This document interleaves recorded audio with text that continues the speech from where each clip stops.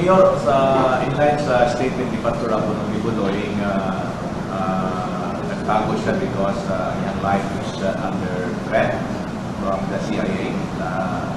Secondly, kanina yung CIA terrorist Davao City. Well, I could not really say that I can validate his statement independently, yung salita niya.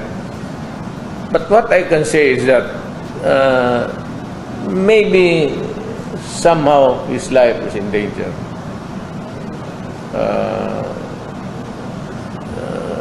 Alam mo, ang kaso niya sa Amerika hindi naman dito. Wala naman kaso si Presidente, si Pastor Quiboloy dito.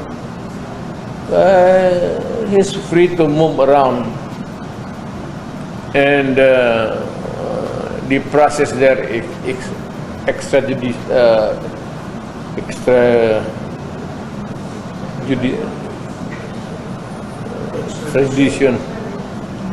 So it's a long process. Hindi rendition with a military. Extradition. This is also treated. Willing siya magpa-extradite, but hindi siya gusto extraction. Malit na kaso yan. America would not go into that. America would not waste its time violating a law na ano. Is that attending to the session ng Senate could lead to his arrest? Is it possible, pa-arrest na siya ng hindi siya dumadalo, nag-attend sa Senate hearing? Sino? Si Pastor Quiboloy. Pa-arrest siya kasi pinapaimbitahan siya, isusomo na siya. If he doesn't really appear, pwede ba yun? Ay, pa-arrest siya. May I hear you the word again? Pina-report siya sa Senate. Oh, I thought... Subpoena siya, subpoena. Could it lead to his arrest? Well, I'd like to ask you a question. What is the equivalent of the word subpoena? Invitation. Oh, yeah. It's not an order. You cannot order an ordinary citizen like me to compel me to report to you. For what? If I don't want. Well, if outside the national interest that you should appear, if I begin to question you, what is the significance of that interest? Kaya pastor yan, kung gusto niya, hindi. Kada someone makalid ba niya sa kining contempt? It could, because unreasonable refusal. So maybe the first is invitation, comes the subpoena. A subpoena is more or less like a subpoena of court. Same effect. It can compel your attendance. Pero ako naman, kung hindi niya, ang ayaw niya, ano mang gusto sa kanya? Wala mo na nakita na of national interest yung... Another Mayor, what do you make out of the goings on sa Senate hearing under sa committee ni Senator Montiveros about kay Pastor Apollo Quiboloy, not only indicating him but also dragging along your name and the Vice President Sara? Wala, anong sinabi niya? Dragging, getting statements from alleged witness that you're somehow involved in the gun exchanges, transactions involving firearms. Involving? Transactions involving firearms. Sa pag-iingon sa witness that particular witness saw you and the Vice President bringing that back to the firearms from the pastor. Ako ang supplier ng firearm dito, hindi ako nanghihingi. Matagal na akong supplier ng firearm, bata pa ako. Has the pastor reached out to you when the Senate hearing started, especially when witnesses against the passport involving you and the Vice President that we jumped on the same answer? You know, there are always, we never run out of silly or idiots in government. Let them be. Komportable sila dyan, o komportable rin ako dito. Sharon? Uy! Si Mama pala ito. Senator Montiveros has warned that Pastor Quiboloy will be cited in contempt and will be arrested if he does not show up in the Senate hearing on March 5. You are his friend. You are Pastor Quiboloy's friend, and you are a lawyer. What is your advice to your friend? Get yourself arrested.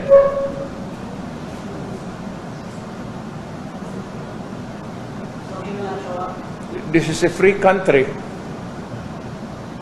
If you do not want to go there, get arrested. You will ask him to cooperate. I'll give him the free choice. Can I go back to that constitution? Yes, what about? You said a few minutes ago that you are comfortable with the presidential type of government. President- Although that you campaign for federalism when you run for president. Yeah, And you have, it does that. Let me correct you right there and then. It does not mean that it is federal, it is not presidential type. let me finish my question first. You said you are in favor, wag na natin palitan, naabutan ng lolo ko, naabutan ng ako ko. But in 2015, when you campaigned for the presidency, you pushed for a shift, to change the constitution, to shift to a federal system, right? Right. Okay. But you had, the first half term, you had a super majority. But even up to the end, diba? Look, it's just But why did you not muster enough political will to get that shift to federal system? to answer your last question. Because wala akong enough political will. Second, actually, there is not much different about a federal system being presidential. There's no incongruity there. Kaya America, it's a federal union of federal states, United Nations. It's federal, it's presidential type of government. I do not see any wala akong nakitang ano doon problema karon. Do you not regret that you were not able to do as you promised in 2015? You cannot have your cake and eat it too. May ang Diyos may ibigay sa iyo, may hindi. So, hindi lahat ng kaligayahan na gusto mo makapkap mo sa mundong ito. There will always be disappointments. And this was your big disappointment. Well, I'm talking to you about life. Nothing's perfect. Yung ano po, kanina, Ayaw pagpo na to kay sinabi niyo rin that your call for Mindanao, independent Mindanao, which you did on January 30 in Mensing, you said it was just fitting. well, that was really that was a legit dream of the old yung mga taga Mindanao. You know, because Mindanao is a frontier country. It is not inhabited by originals except the natives and the Moro people here. So, yung dream of separate, looking at a certain place, like my father and mother, migrating toward an island called Mindanao for a better future for the children. Yun ang dream. It has always the dream of some people to be independent.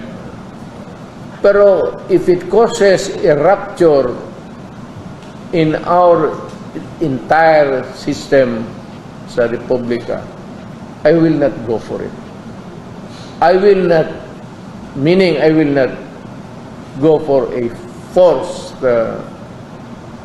carving out in Mindanao out of the Philippines. Are you saying now that it was just a pity or a declare? I am not. I'm not. There were no takers? I'm not saying any different, really, actually.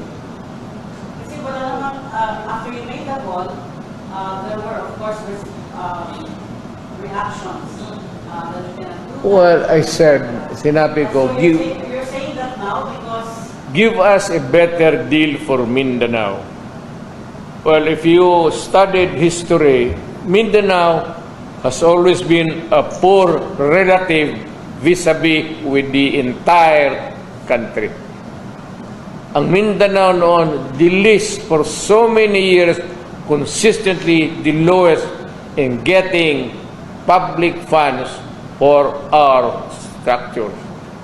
Kaya tayo pinaka-late nag-bloom. And that was the complaint. Kaya it fueled the revolution. It encouraged people, and some Christians joined the Moro people in clamoring for an independent Mindanao. Klaro yun eh, especially the earliest settlers dito. Na dumating na ang panahon na lang, maganda na ang road network doon sa Mindanao. Punta ka ng Hagonoy noon hanggang Rocky Road.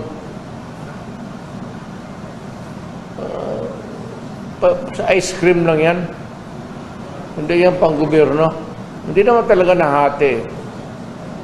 Because the influential leaders and even the national leader, president, has always been there. Para tayo na nakatsamba na sa panahon ba yun? Karoon tayo ng presidente dito. Pero ganoon pa man, there was never really a radical change in my... When I'll just be frank with you and everybody else. When I became president, there was never the slightest moment that I was thinking of placing the interest of Mindanao over and above of the entire needs of the entire country. Kung ano lang ang sabihin ng economic planners at ano lang sabihin ng mga Department of Highways and everything, at unahin muna natin ito because I am not as bright as anybody else. I might be a lawyer, good in memorizing. Hanggang dyan lang, memorize. Pero to be an enterprising thing about governance, malayo. I cannot claim